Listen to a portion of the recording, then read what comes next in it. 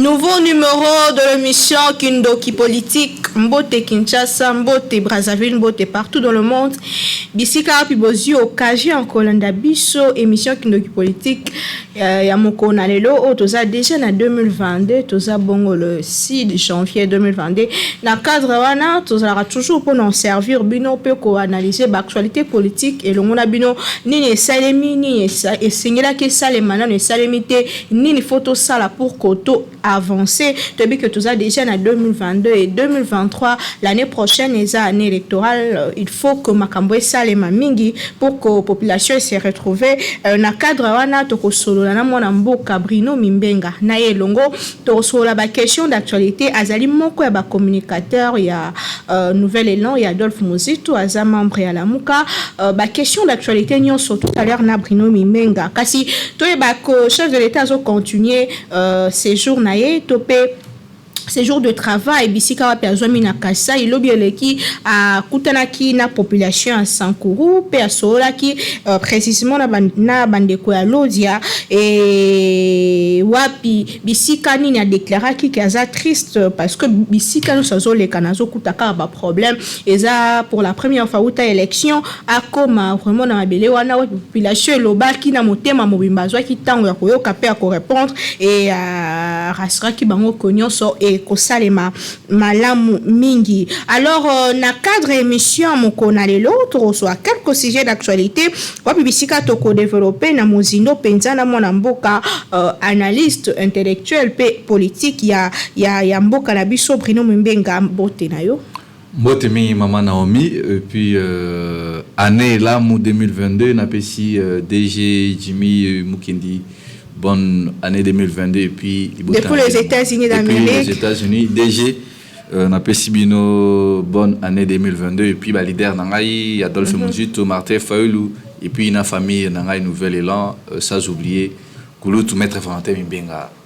Bon. Ngano pesingate merci quand même. Balaki na bino moi mano bino et puis bonne année na yo pe bonne année bande ko yo bazolanda biso partout dans le monde mingi bana mboka Congo na yebi ke bolinga Congo ndeko moko benyinga azalaki na Chili na lobi wow c'est très loin et makanisa Congo azotuna basango Congo et c'est pel senga makasi France kolobate Belgique kolobate tout ça toujours au parfum.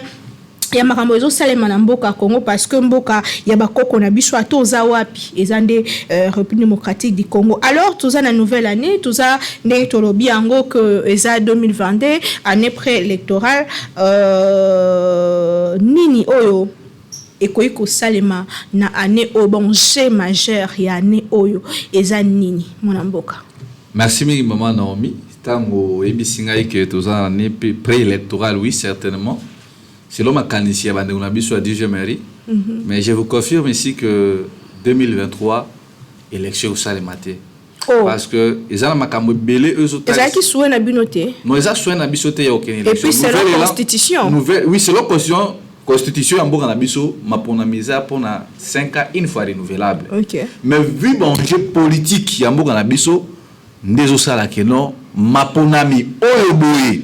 Il y a solo mapona mi malonga oba konga banda kozela et ça le matin ça na makambo belé le oyo so to sur le plan consensus électoral au moins qu'il y a un problème ba sangwe ya ba catholique na ba sangwe ya église ya ba protestant ba tikala ko tia mukolo to na bango te pona ko voter ndeko doni Denis Kadima ozomo na place wana moi yiki pe ezali na kati so to longwe wana to kei na makambo oyo bobiso lingomba la muka to proposer ki pona consensus ko vanisa ba parti politique nyonso ba parti prenante nyonso to vanda isika moko poto talisa awezaki mabe pour que notre retomber lisusu na ba erreur ya 2006 te na ba erreur ya 2011 et puis na ba 2018 élection o le kanaki to monaki ba gagner maponami mais baza ko publier ba to misusu biloko wana to boy lisusu que non et son sous na élection il y a 2023 mais monsieur Chilombo a eu ko imposer biso candidat oyo boya seni oyo batu nyonso ba parti prenante nyonso ça ko imaima eza ko imaima pourquoi parce que Denis Kadima aza moko ya proche ya pouvoir actuel. Alors maman Naomi na contexte ya lolenge wana to kena mapona mikaka pona ko sala formalité za na Russie déjà bouquet élection mais bobi que non Poutine déjà ko bima président de la République Donc bozo banga ko jouer ben élection to boy élection to moni maman Naomi biso la muka dozana candidat na biso mutu moko tata ba chenani ou ko battre candidat la muka ko salati et puis ce qui to le moy wana na mi nani ata oza Martin Fayulu candidat na biso ya la muka eza mwana muka Martin Fayulu wana matunyo ba yebi yango to ko soutenir Martin Fayulu ndenge to soutenir ki na élection ya 2018 passé celui to wana to le mwana makambo etali consensus électoral ndenge muti ko tali sabino awaboy kuna yiki tungulu tongolo eza na kati to ye sur le plan ya mboka na biso ensemble eza infiltré si je peux dire mboka eza na occupation. Quand un pays est sous-occupé, maman Naomi, élection, ils ont la place. Il faut d'abord qu'on bénisse mboka na occupation et puis bokei na maponami ya malamu. Mais lelo oyoboy. Rwanda kuna zo bundisa biso. Rwanda lelo obo akometi na niveau sur ma chaîne nationale. Akena ko répéter RTNC. Donc nyoso bito zo sala aboy, tozana biso mutakala mboka moko teza ko pesa biso valeur. Donc tozana ba infiltration na présidence, tozana infiltration na kati ya armée partout. La raison pour laquelle il faut que na ba élection soit ce qu'il faut changer. Non maman Naomi, quand un pays est sous occupation, élection et que soit placité. Parce que beaucoup na élection o ba infiltrer bazawa na nyoso bozo sala bazo mona et puis bazo se communiquer na pays na bango yango wana moni dikation na pesi. Biso toza bato toza basé na mikanda ya mibeko likonzi ya mboka na biso na article 63 le dit que non quand un pays est sous-occupé un service militaire est obligatoire pour tout le monde. Un jeune âgé de 18 ans a le droit à simba munduki, a le droit à défendre patrie nae parce que RDC y a un papa na biso, RDC y maman na biso, RDC c'est la première parti politique na biso. Celui qui dit voilà moi que au monde que non, ba chef coutumier, ba député nationaux, na niveau provincial, ti na niveau assez, ba ça na obligation y a ko battre la mabele na bango. Yango yo senga biso ozomona lelo oyo boye biso ba jeune congolais toza na obligation maman Naomi parce que ceux qui me na Palestine ozomona na Palestine na ba Israélite baza obunda pourquoi parce que ça makambo mabeli ozomona que no ba jeune na Palestine bazo simba minduki non seulement au sa rébellion mais bazo simba minduki wana pona ko protéger mabele na bango yango na kosenga batu oyo bazo kamba bambeka kotala article wana malamu et puis eza article mo on a na CP na article 63 oyo ko permettre biso que non tous les jeunes en jeune de 18 ans Matali Kolo, ndenge le cas actuel, mboka en occupation, il faut gouvernement et bah former bah jeunes avant aucune université, il faut le école militaire. Parce que na minute au bout, ceux qui gênent l'union soit ébi ko simba mundu qui peut que non soit étranger ba ko bunisa biso à défendre mboka nae mais ozomona que non biloko ndenge wana ba article ya bout ba zo zapé yango ezo ke mo penser. Donc moi je peux dire que non, l'élection actuellement na mboka na biso, ils ont la place parce que quand un pays est dans l'occupation totale, les élections n'ont pas lieu. Il y a un toujours senga na ba jeune congolais to telema to bunda pour na mboka na biso parce que ce qui ba papa na biso ba bunda quitté le 4 janvier 1959 ba bunda quitté le 5 le 6 le 8 o esala ki ke roi Léopold II à l'époque a zonga moi si na journée le 13 janvier 1959 le oyobwe même état tout le baté tout ça qui indépendance il y a eu indépendance parce que il y a eu 4 janvier 1959 il y a des problèmes sérieux au baje na biso il faut pas le bateau bunda contre banane mais bateau va agresser biso yo baza ko bomba maté mon leader à moi Adolphe Mutshizo a fait bien dit Rwanda a agressé na biso numéro 1 et puis la bécole il faut banda utani sa bana même na Chiruba même na Kikongo ndenge tout le monde na Corée batang sa bana que non ennemi à Corée ya liboso za États-Unis n'est na Kibeza n'est na Russie ozomona que non na Congo il faut pas prendre batu que non ennemi ya ba congolais na Afrique a besoin en Rwanda le oyo bolandi Yoweri Museveni alobi que non en RDC l'état n'existe pas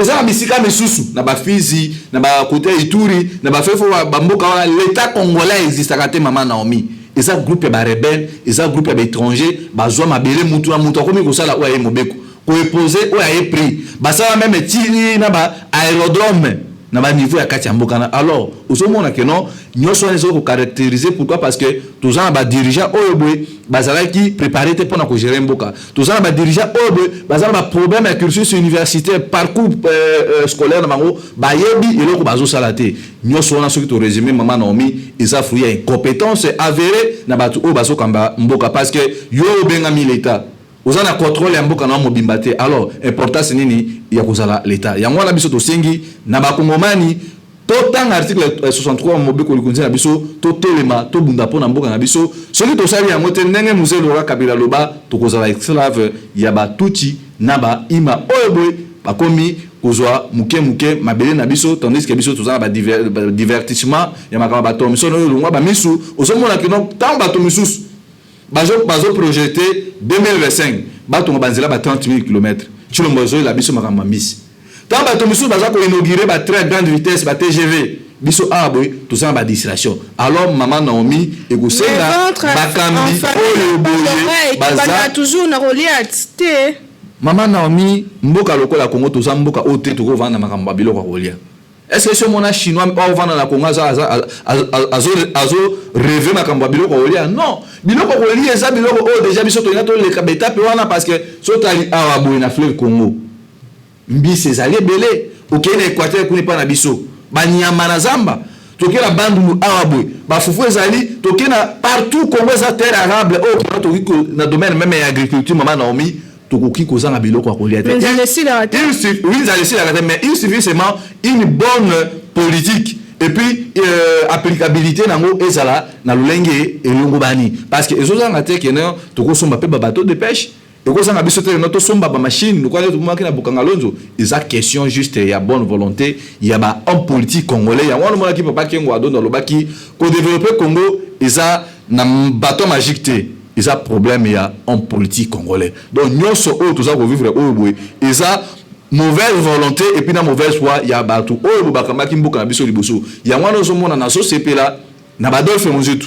Le corps va comprendre bah, comment ça renouvellement de la classe politique parce que va comprendre que non bah papa wana akala baza batu obu ba travailler mais ba échouer yango ozomona baza ko former biso ba jeune pour que lobby tozo mboka et puis to ba ko battre la mboka parce que mabele obo mama Naomi eza mabele obwe banzenzala ndo bakufa pona yango eza mabele obo ba polo kito bakufa eza mabele obo ba lumumba bandima ko se sacrifier bo jeunesse na bango ozomona babelo ko wana to ki jamais kondima que non mboka lokola Congo Tokoma, esclave rwandais, c'est inacceptable. Aux hommes, on a vomi alors que umbu ya belge que kozala ba umbu ya basumuindu et le wana na lobby que ekosa le maté yango zo senga ba jeunes congolais dans l'assemblée ozala la muka ozala union sacrée ozala wapi na IDPS ba parti nyonso totele mapona ko défendre mboka na biso et puis tant to bimisa ba étranger o baza ko agresser biso là c'est moment to koya to kosala ba élection ya malamu o ekozala que non muto a gagné ba publier voilà les vrais pas que avec le tas des sièges et koya ya ba militaire ougandais union sociale mana est solution ezo maté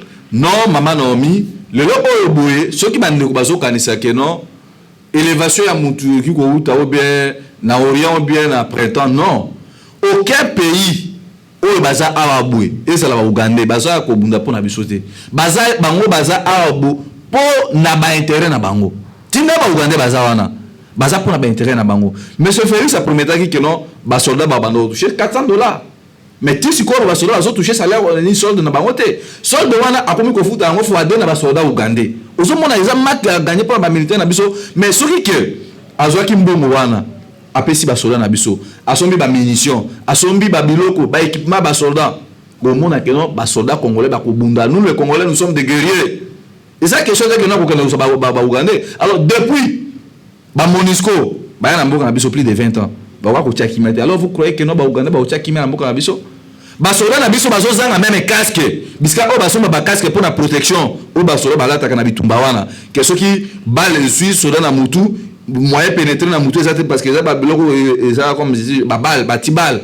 mais le gouvernement congolais est incapable de ressembler mais t'as ba soldat ougandais ba ça bien équipé ba ça bien payé aux hommes on a que le problème au maman Naomi état de siège si je peux dire et ça juste échec total fiasco au biska au ba généraux congolais en complicité na ba étranger ba yeko zwa bango cop pour na kuiba mboka na biso alors moi je me demande le loco de commune à 38 jours depuis ba soda ougandais ba sana mabé na biso journée na bango il faut que ça biso na assemblée nationale ba ke congé parlementaire ba tia ko bisa biso te nombre ou bien durée il y a ba soda wana ba soda ougandais o ba koti na mboka na biso ba kosala to mona à l'époque ba rwandais to ba kana ko sa intervention na mboka mo songo pa kala ils appellent RDC a manga na bango ça qui 35 jours ba ça qui remise et reprise et puis bazonga qui na mboka na bango d'une manière officielle. Mais on peut toujours revivre au maman Naomi. Et ça infiltration, et ça occupation ya mboka. Le autre commune à 38 jours, mukola basoda uganda ba bimambo na biso et yebanité dira na bango et yebanité ozomona yango wana ozomona que non état de siège maman Naomi ezaki nango juste mboka ezako tekama. Pendant Félix il n'y a pas eu d'avancée significative maman Naomi parce que ceux qui ont avancé c'est maki au lieu que le 25 décembre 2021 batata c'est maki na ben mais basoda on a mission na bango ça ko sécuriser mo panzi wana mobimba mais pour moi que état de siège au babaki non état de siège yé qui me continue est on tue on viole on pille nos richesses du jour au jour alors yebisanga état de siège au bandeko ba sa koloba isa na ba résultat mal en place ni tant état de siège ndenge to yebi ne pas dans sur la classe état de siège la ko kamba frontière pas d'entrée pas de sortie mais état de siège o ya biso ba entrer na ba société socialement ya moi no bisanga état de siège o yori mo se venir à lobby que non lokola ba soda na emi ba ba kufi a contraquer ba soda a contraquer ba adopter na ville Kisangani. Là nous sommes dans quel pays? Nous sommes un état oboé nous avons la mesure à contrôler mboka na biso te maman Naomi. Donc par là je peux dire que état de siège là qui c'est juste faiblesse à l'état congolais et là c'est juste incompétence il y a des dirigeants oboé ba bibekaki ba warriors parce que ba koki ko sécuriser peuple congolais te na biloko na. Très bien, tout le cas sujet mususu na il y a encore beaucoup à dire na sujet à est ya mboka na biso. Félix Tshisekedi na loja lobi aza triste parce que par peut-être sozo les cas okuta toujours ba problème parfois zo kama makambo biso ati akanisa ki yango ekozala bongo te makitu sur terrain akoti ba détournement akoti nzela mabe to monaki ba image et soli na population akoti état ya mabe.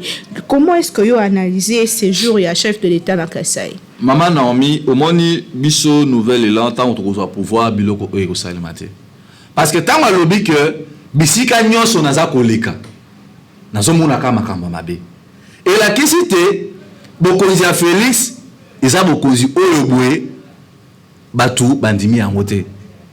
Alors tant alobi que non na kanisi est-ce que na kuna liboso pona komona que non bisika onga na bongisaki kozonga na ngai na ena kuti ba bebisi non eza juste que Félix aza mutu oyo boye mais ça il est venu de nulle part. Nyonso maman Naomi eza ko se faire résumer na problème ya légitimité.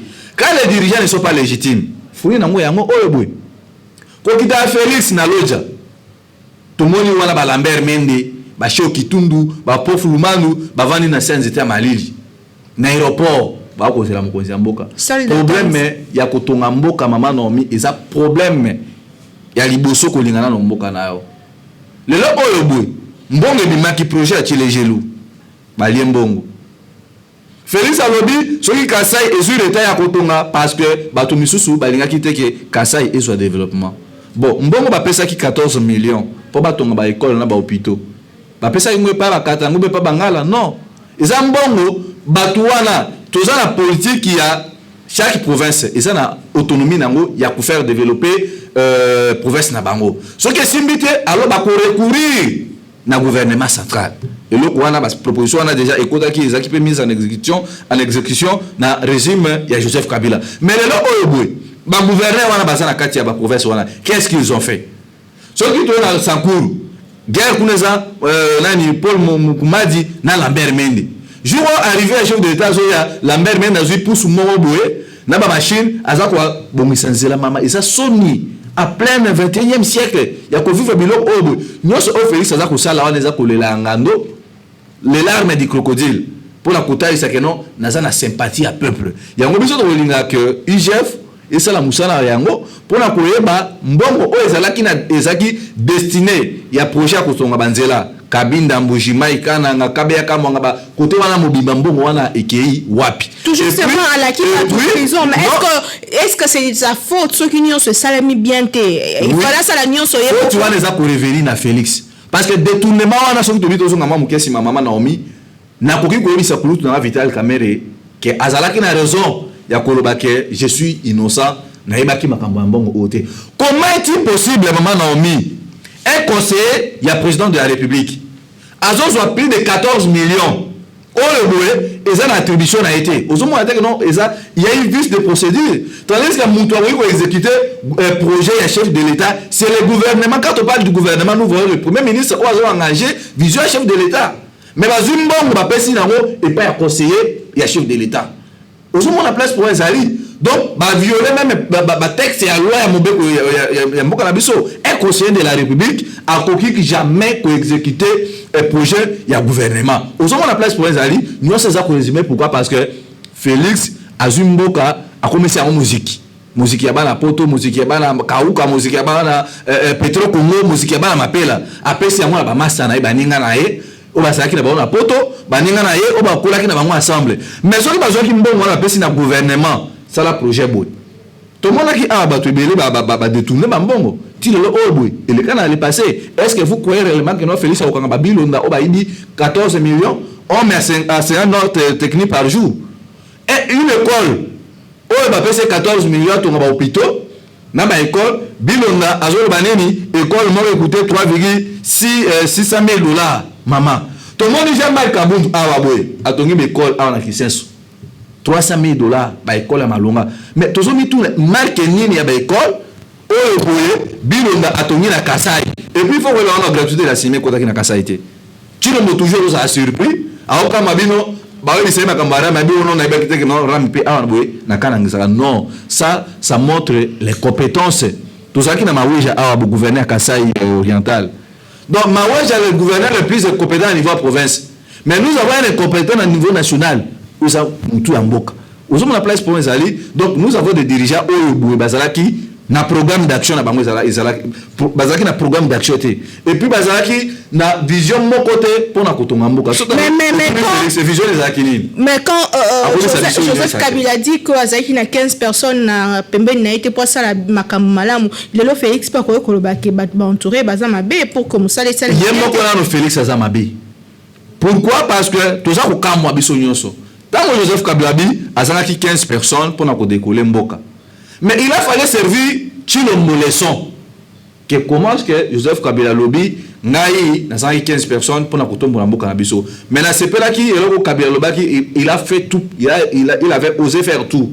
Mais l'homme a réussi ça qui était pour transformer l'homme congolais comme Mamutu. Parce que Kabila Chilombo olié aye azo ba jeune oyo batangi ba classe ya malamu. Ba jeune oyo baza souci ya ko développer mboka na bango ndenge tozomona na Nigeria mama Naomi ba jeune batangi ba classe bazo ya l'état sopesa bango apesa bango ba mbongo ba microfinance bazo kene mutu na secteur na ye na ba domaine o songolo pakala. Mais Félix et là ko kamwa au lieu travailler na ba jeune oyo baza na souci ya mboka oyo pe baza na mayele. Mais Félix a connait kozwa ba vieux pourri oyo boye ba induire Kabila na ire pendant 18 ans. Vous croyez que Batou Bassale le côté pour servir le pays à l'Union sacrée? C'est là maman non mais vous croyez que Baboucha Bandi le politique il y a ça ba transhumance politique Batou a mis un kabiniste le lo ba komi batisteguediste alors et ça passe ba vieux wana tozi Baboucha tozi ba cheo kitundu ba mende ba komi sa politique le ko la cop na bango à part politique. D'ailleurs, on a aidé à redénoncer bah fait mususu ya mal. Même bango kasi ba kulutu na biso wana ba ça modèle té parce que bazaki au sommet ya mutu ya province c'est carrément renouvellement ya classe politique pour changer batu nyonso c'est trop dur mais il faut que luka batu oyobwe basalaki malamu à ce moment ozo bango osali bango mélange parce que expérience pose au côté mais expérience c'est pas bochab vous savez que bochab moi na tout batu awabwe avocat wana ti le oyobwe du sénézali ozo mo la place pour tous ba problème donc kokende ya Félix na espace Grand Kasai ba Kasai ba ngaki ba mona changement ba ngaki ba mona par exemple no Chilombaye a inauguré 300 écoles modernes a inauguré ba hôpitaux et puis ba hôpitaux wana eza bien équipés mais maman Félix depuis banda ba voyage na ye ba promesse 3 ans yango ezokoka awa boy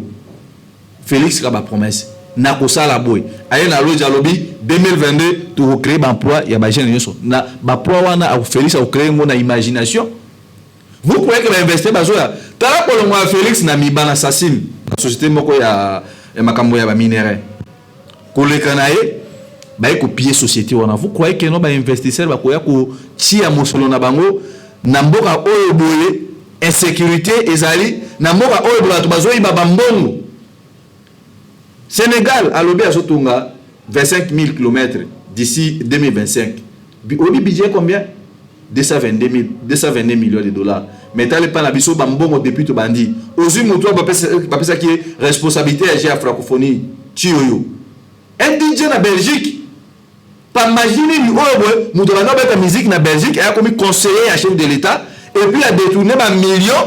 Oh, bon, voilà, ce bateau qui va hôtel, banini, et ça la parmi tourisme et ça peut jouer rôle il y a tourisme na mboka na biso na ba hôtel wana bato ba ça la loger na ba hôtel wana bato ba so misala et puis le lo on dans zo bisabino bazo délocaliser GIA francophonie bazo mema yango na Rwanda. Regardez place mutu aza mutema mabe tant mboka misusu ezo mona 2025 ba usana nini biso to détruire mboka tout ça ko iba tout ça ko boma tout ça ko ba détournement et puis ba mbongo mikete. Vous croyez réellement que biloko na il faut ka kabila mutu aso bloqué. Donc eza Maman Naomi eza question il y a homme congolais il faut biso la congomani tout changer façon à comment on a mauvaise volonté tout le bela séance de travail Salema hier na primature entre chef du gouvernement na équipe na ya Sengi ba Warriors ba redoubler ba effort alors que na classe politique bazomo a déjà changement il y a équipe apparemment ba Warriors et ba échoué. Comment est-ce que yo mona musala ba sali pendant au moins 6 mois au euti koleka Maman Naomi na bisa bino awa bona que non ça Lukonde a monté. Sama Lukonde Sama Lukonde azalaki juste un commissaire d'État. Donc secrétaire à Chilombo. Sama Lukonde a un gouvernement parallèle. Moko ezakana présidence ou ya sala kana ezanga échantillon. Alors vous croyez que non mutu ya ndengo wana osala musala malamu na se. Na lolengeni. Oh bobazu bande kwa Chilombo azo pesa ba injonction. Lelo oyebwe. Bande ko nyonso je suis sérieux. Famille biologique ya Chilombo baza na katanga et pas Fifi Masuka baza konduka koiba ba minerais. C'est ce qui s'est dit sans preuve d'ailleurs. Yango na ebisibino non ce qui preuve exacte ba ya ko démentir yango. Alors ça Malukonde de temps baza ko ba kenon aza ko pousser batunae ba travailler mais c'est déjà trop tard. Bandima échec na bango ngaso na place ça Malukonde. En 6 mois il a fallu à qu'elle poser pour déposer lettre na ya démission pour son honneur parce que autres ça pour vivre au Yeboy et ça n'a juste un spectacle. Vous croyez que non bah toi on a travaillé parce que d'ici la février mandat Félix aussi en Union africaine et puis azo ça la remaniement gouvernement Mosusu Asika au Yeboy azo toujours qu'on favoriser bah détourner bah détournement et puis na ba biyi ba continuer toujours qu'on s'enrichir. Donc Maman Naomi ba Warriors ba échoué na mission na bango ba vision chef de l'État Chilo Mazaki na vision même pas programme Chilo Mazaki na ngote alors que bisangai programme ni o Sama Lukonde doit appliquer parce que avant d'exécuter programme ya Mokozi il faut que tu sabino to dans secteur boy est-ce que Chilo Mazaki qui plan d'action non. Alors ça va nous là subir juste Babylon au bakuta qui à l'époque il y a pas Lukamba. Donc par là tu vu que le baké Sama Lukonde na batunaye ba échoué ba réussir na no social du peuple congolais te babaki 2021 et ça année social. Ba il vino un piodi 2021 année il y a social tout le monde socialité. Dans tout le social et ça va monter tout le monde a santé tout le monde a éducation déjà en boka santé universelle c'est pour bien tout le monde a éducation de base. Et ça déjà en difficulté. Les 5, ma professeur à l'université, nous sommes à Kinshasa, il y a Congo, pas qu'il y a une grève. Il n'y a qu'une bonne mazot en raté.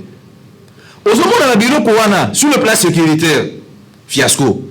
Sur le domaine, il y a la création et l'emploi à la jeune, on a zéro. Apparemment, gratuité enseignement et stabilité. Gratuité enseignement et déjà stabilité. Année scolaire, Maman Naomi, on les a reçus à M. Chilombo. Gratuité de l'enseignement, ils ont acquis réussite parce que l'État déjà n'a expliqué ma cambo pas biscan dans le cas. L'État m'a dit qu'il ba Congomani. Tant qu'on lobby qui est là, ma cambo ambis. Gouvernement congolais a son mis 2 fois dans Namibie. Liboso monga bimaka 27 millions de dollars. Si Mawala batindi ressources 6 millions de dollars. Na 6 millions de dollars wana Maman Naomi, bake koso mambisi il y a 1 million de dollars. Mais il faut justifier l'andela. 7 millions de dollars au etikali et qui wapi. Ba il sabiso place 5 millions de dollars au tikalaki et qui wapi parce que mbisi wana basombi yango na voie normalité basombi yango na voie légale basombi yango pas particulier ozomona place tozo bakeno Chilombo a aussi un commerce mbisi oyo boye surtout bito ça la démonstration ba calcul à maman Naomi balobaki que gouvernement congolais esombi 27 300 tonnes ya mpiodi équivalent à 6 millions de dollars américains. Alors surtout bito zoa 27 300 tonnes to ramener en un kilogramme et ça biso 27 300 kg 27 300 000 kg. Alors on a 27 millions on a tout vu 6 millions divisé par 27 300 000 et puis ça biso 0,219 dollars. Surtout on dit arrondir à moi ça biso 0,22 dollars par kilo. Yambiso basa qui diale le awa na 2023 na mois de décembre. O ti lelo o boy to luki bambisi même na Pascal kuna biskana na vani na masina. Tout moni ma entrepôt moté biska bati bambisi wana. To zui 0,22 dollars multiplié par 30 kilos parce que no 30 kilos wana ya carton yambisi. To zui yango to multiplié par et puis ça biso 6,6 dollars. So to bito rameno wa franc congolais et go ramé ça la keno kilo yambisi eza na 13 200 francs congolais qui vaut à 6,6 dollars. Donc carton à 30 kilos. Yambis. Alors, si on l'État congolais a à lobby, carton à 30 kilos, na 65 000 francs congolais équivaut à 25,5 dollars. Si on a ramené à 26 dollars. Alors, 13 200 francs congolais, na 65 000 francs congolais, ou 65 000 moins 13 000. Au moment où l'État a ibibiso au-delà même il y a 26 dollars. Tala l'État place au aza pour escroquer batu mongo. Donc au lieu de ça mbisi na 6,5 dollars batu o ba ko sabiso o mbisi longwa na 5 000 ekiti na 65 000. Tala place l'État moyibi, l'État moyini. Nous avons des commerçants na kati ya politique. Aujourd'hui la place pour les ali. Donc Pierre Duwana maman Naomi et ceux qui dans les réseaux sociaux ngai na bande ko ngai tout est comme on a Pierre Duwana tenga mo na célibataire. Jo wa Noël na kana ko lukambishi wana.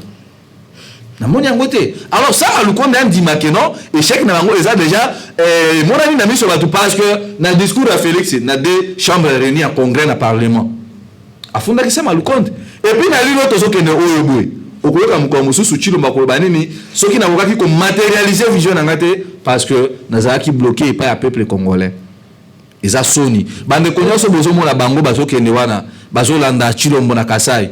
Eza ba curieux bazo ya kotala Félix.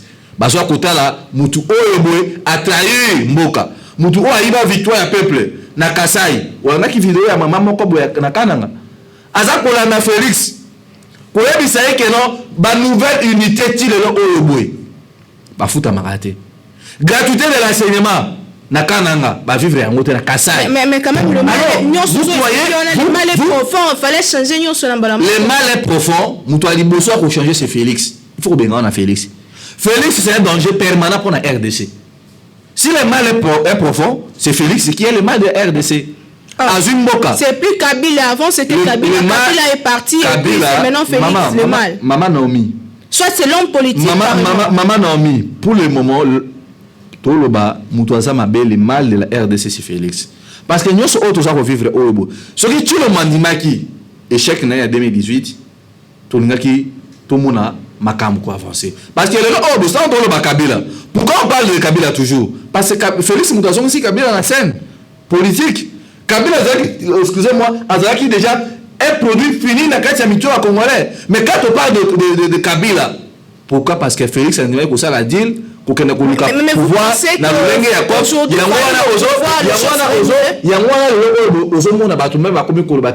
vaut mieux Kabila que Chilombo parce que celui qui a une élection vraiment maman Naomi élection normale Félix ne sera pas relé yangwana lobby Fayulu celui qui Seni est proclamé le vrai vainqueur je crois la place de Joseph Kabila na minute de tout na koloba abu ingere sala justice et s'occuper naie et puis ba immunité nyoso za nangwana ou aza protéger za ko batela ye ya ko toucher 680 000 dollars par mois ou aza continuer toujours à moment on attend le au rail et ça la kate banzela ekufa ba société nyoso ya l'état Kabila boma yango akomisa ya ba société baport illégaux baport nyonso Félix baki ezosala na forcément illégal akokanga yango tire oyo boy ba privé bazwa kosala misala na bango. Alors dis-moi, n'est-ce pas que Félix Moutassongo si fait Kabila na scène politique dont nous disons maman Naomi Mukoto aux états de droit solo Joseph Kabila sa place c'est la prison.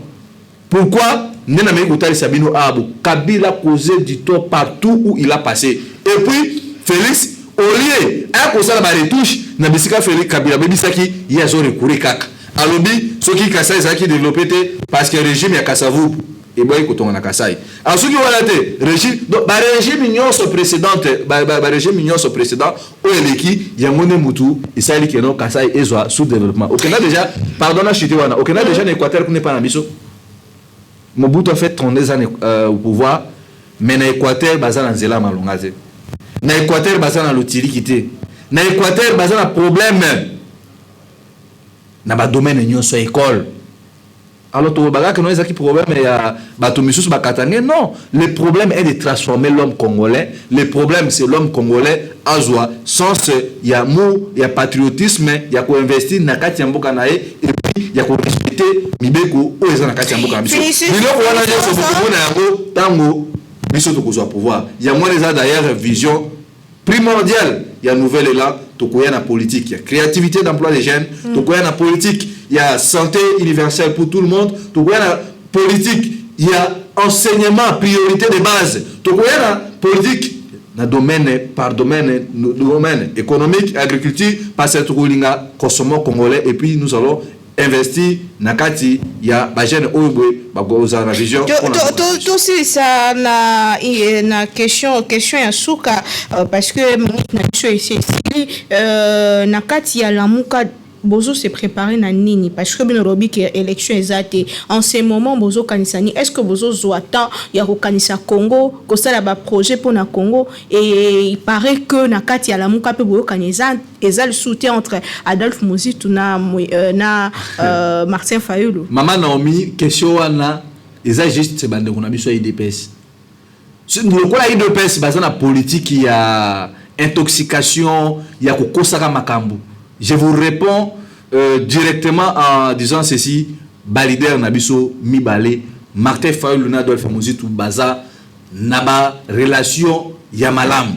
Biso na décidé toza en bon trait yamwana ozomona à tout moment toza kotambola na vision oyoboye peuple eza koyebisa biso parce que tant bozo ba Martin Fayulu na Muzitu bazo kanate pourquoi ya quoi Balider Nabiso baza s'afficher ensemble baza bana misala ya peuple Balider na bango eza peuple nde lobi que non Martin Fayulu tokoti kabinote na fomo ya boala Muzitu donc nyonso boza komona wana eza nango juste intoxication diversion oyoboy échec et de pes baza koluka komema batu na lenge na diversion ko bakena botala Muzitu na Martin Fayulu baza koyokana te mama eza lokuta biso ko bakena komona bango na marche ya suka oui alors batu baza na pouvoir bango baza na mission ya kopesa batu misala baza na mission ya ko créer bakotia kimia tela lelo oyoboy transport pour ezalaki pour le mois Pascal okoma na victoire ezalaki 500 francs na période de fête abo futi transport combien to futi combien 3000 pour le mois Pascal n'habite sur nous vendre à Kitambo pour le mois ou bien côté Angali mo komaka na victoire dans centre ville ou on dépasser 5000 francs. On va se mettre au travail, va résoudre les problèmes wana sécurité na Kinshasa, makambo ba embouteillage, tracasserie ba policier. Et si là, bazo langa makambo, alors fina Muzitu bazo kanate Balider na biso, kotambola to tambola makambo ya ram. Par exemple makambo ya ram to tambola kipona yango, makambo ya consensus. Mais makambo tali sécurité, makambo tali social la peuple. Consensus pe tambola ko moni que solution exacte il faut gouvernement à s'apprendre nango. Donc moi je peux dire que non, biso la muka exacte que notre bando tambola kaka. Chilomba kosi bato na mbujimai to bina to tambola non Chilomba akengwa na mbujimai ko makambo na ba marché ya memenu non ça n'a pas de sens biso to tambola makambo eza na priorité eza intérêt général ya peuple congolais par exemple l'intérêt général ya peuple congolais ni courant mai misala sécurité ya mwana makambo o biso to kotambola mais exactement que non à tout moment to bana kotambola parce que musala gouvernement eza ya kozwa solution pour na ba problème wana nyoso so mona bato bazo non opposition yo salate la muke zo tambola sous de sec bato wana bazana échec au moins ni place wana donc moi je peux dire que non biso décidé biso nouvelle là tout ça déjà kobongama pona maponami ya malam et non maponami à la Poutine que non to keneka élection to kenaka se pelisa batu ba miyibi ba o bazaki préparer te pona yeso mboka ba ya lisusu ndilo ndo to moni komona opacité o batu bazako détourner donc même ya régime ya Tshilombo to mona ya Kabila to ko mona biloko ante ba conseiller ya chef de l'état bazako bunda na balabala ça gêne ba conseiller à l'état bazako se masturber na ba bureau na bango. Nous sommes dans quel pays? On a une malédiction. Un régime de la malédiction, maman Nomi. Il y a maman Nomi, année 2023. Permettez-nous, tout ça, on maudit, nous sommes détourner à l'État. Tout maudit, même que nous pas na bango, na bassi na bango, on bima même na chauffeur na bango. Parce que ce n'est pas sérieux, un conseiller de l'État. Tout ça, bah, j'aime. Au sein de mon avis, on songo pas il y a conseiller à Kabila Bazobunda, depuis Kabila Saïd 18 ans au pouvoir, mais tel a conseiller à l'État. Tu m'as en public, ça gêne. Ça n'est fini. Pouvoir rester à Bissau. Nous avons discuté pour ce pays. Tu as discuté pour ce pays. Qu'est-ce que tu as fait pour ce pays? Ce qu'on risque pour Namboka, il a fallu améliorer via Bakongomani. Bakela barrage à Katende Awaboy. Pour montrer que notre pouvoir à Félix, tu n'as pas chef coutumier à l'Union. Banzo et Batinde ko beta ba conseiller. Et ko so ba conseiller. Aussi pour la problème place ces alliés. Il y a moi bande ko na batika barrage à Katende za œuvre, il y a bande ko na biso ba sango. Kabila ye Amérique au travail. De l'autre côté, bah conseiller Félix c'est pas ça. C'est vraiment de les compétences avérées. C'est de l'amateurisme. Il doit passer pour la Kisabiso dans le régime IDPS. Tant qu'on a chuté par là, on a pu n'importe maman Naomi. Ton côté là, bah tout bah cadre à lobby bah universitaire, bah étudiante à ISP. Bah ça qu'on initie ça matin mais assez. Où en sommes-nous? Tu le maison de Mamboka au wapi? Mitekale comme nous laisser passer dans le régime Oyoboy. Changement de mentalité. Non, maman, Oyoboy, c'est juste que non, nous n'avons pas un état sérieux. Bana la classe, bana la lycée Saint-Georges, Mitekala. Ba conseil à Tshilombo, Mitumba. Ba ministre, mais aux malédiction. Il y a un biso peuple congolais, tout le bito maudire bango. Ole bango ba maudire, biso to maudire bango. Il y a un wana maman Naomi, eza passe na mawata, tout ça comme on a bilo ko ya boy. Mais tout ça que toi va chrétien. Il y a presse Machiavel à lobby. Un presse qui sait qu'il ne saura pas honorer ses paroles ou bien détenir à ses promesses, il serait mieux de se taire. Tshilombo attend à beaucoup wana pour comprendre. Presse Machiavel à lobby sabisonine. Tant qu'on y a mis que vous avez ma promesse. On réaliser en côté. On va continuer du jour à jour qu'on se fait haïr comme ça. Yomo qu'on a peuplé. Le lot au bona Kasai. Maman Nomi, je suis sérieux. Bande konyo sur Kasai baza pour féliciter. Preuve ça, t'as la vidéo ya nani ya JB Piana parce que JB Piana pas comme Rwandais. Tant maza koyemba na Chiluba, ozomona bande ko mama kilanzo te sani ezako koningana. Mais tant maza koyemba fashibe. Peuple nyonso kangi munoko. Pour vous dire que non, makambu au peuple ya Kasai. Espace grand Kasai bande kozela ezaki ya kokende ko lakisa. Bango yo tie mamuto te. JB aloba awa. Pas wana ndio nazo shiti ke ko mona un acteur politicien moko boy asanisi di batu na kauka na kaluka et puis na suka ko so ba milieu place ya caméra za prison mais le oyo boy JB aza moninga par exemple ya Félix aza moninga ya caméra za mbanda ya JB tangu ba okene na Ituri na province ya Vital Kamerhe so ba bengi JB akobeta devant caméra ou ba obeta devant Félix. T'as problème il y a un problème est homme congolais.